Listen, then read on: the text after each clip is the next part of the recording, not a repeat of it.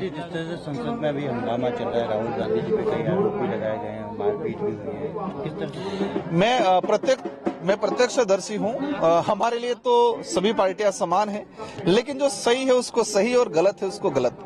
लोकतांत्रिक व्यवस्था में जो सत्ता में होते हैं वो आंदोलन नहीं करते हैं, सत्ता में जो होते हैं वो आंदोलन नहीं करते हैं, विपक्ष में होते हैं वो आंदोलन करते हैं, वो रैलियां करते हैं। उस दौरान जो अमित शाह जी द्वारा जो बयान आया, हो सकता है उन्होंने किस वे में बोला, लेकिन एक जिस तरह से वो बयान सामने आया, लोगों के अंदर अम्बेडकर जी को मानने वाले लोग पूरे देश के सभी वर्ग के लोग हैं, तो सबके दिलों पे ठेस पहुंची।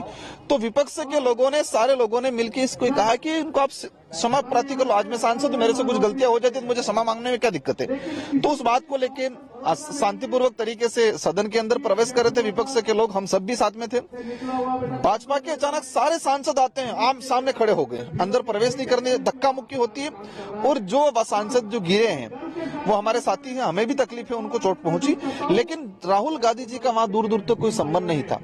संसद के अंदर हर प्रकार के सीसीटीवी कैमरे लगे रहते, 2-2, 3-3 हर प्रकार के, हर एंगल से। वहां पर एक तिल्ली भी कहीं गिरती है उसका भी डाटा आ जाता है, तो सामने आ जाए भाई कि राहुल गांधी जी ने धक्का मारा, सीसीटीवी कैमरे लगे हुए वहां। तो एक तरह का उस मुद्दे को दबाने के लिए उन्होंने एक प्रोपेगेंडा तैयार किया, बाकी ऐसी कोई बात नहीं है। बात जरूर है वो गिरे हैं, उनको लगा भी है, लेकिन राहुल गांधी जी का विपक्ष के सांसद ने धक्का मुक्की नहीं की, वो खुद ही अपने आपस में भिड़े हैं। मुलाकात भी हुई अमित शाह जी से, कई कयास लगाए जाए, क्या मुलाकात? देखो, मैं सांसद हूँ और वो गृह मंत्री हैं।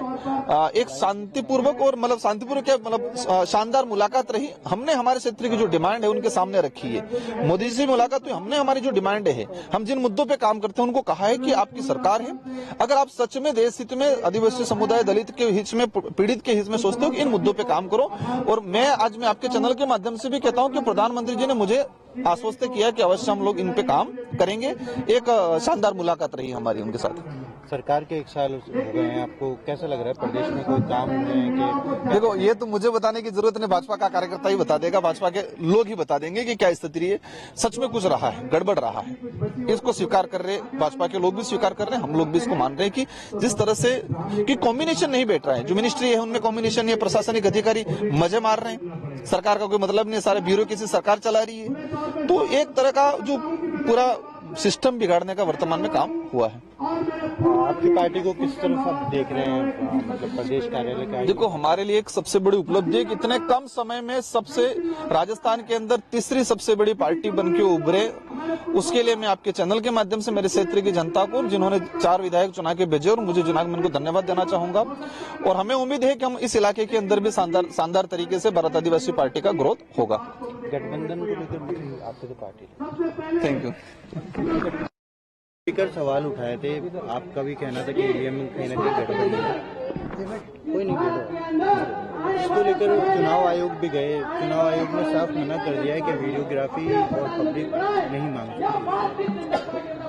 ईवीएम का जो इशू आ रहा है देश लेवल पे, उसको लेके विपक्ष खुद असमंजस में था। पहले आपको ध्यान होगा 2023 का जो रिजल्ट आया, उस दौरान कांग्रेस के कुछ नेताओं ने कहा था ईवीएम में गड़बड़ी है।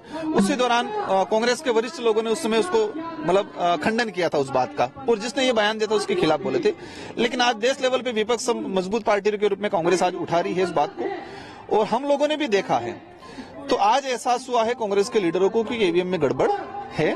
और हम जहां तक मानते हैं, एक मशीनरी सिस्टम, इतने डेवलप देश बैलेट पेपर से चुनाव करा रहे हैं और मशीनरी चीजें हैंग हो सकती है, इसको नजरअंदाज कोई नहीं कर सकता।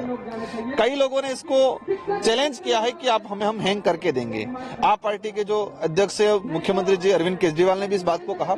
तो सच में ईवीएम में कुछ न कुछ गड़बड़ी है, तो बैलेट पेपर से कराने में क्या दिक्कत है। तो उसको लेकर देश लेवल पे मुहिम छेड़ रही है और हमारी पार्टी भी इस मुहिम के साथ है। विधायक जी से, विधायक जी को संभालो, ये जयपुर ये संभालेंगे।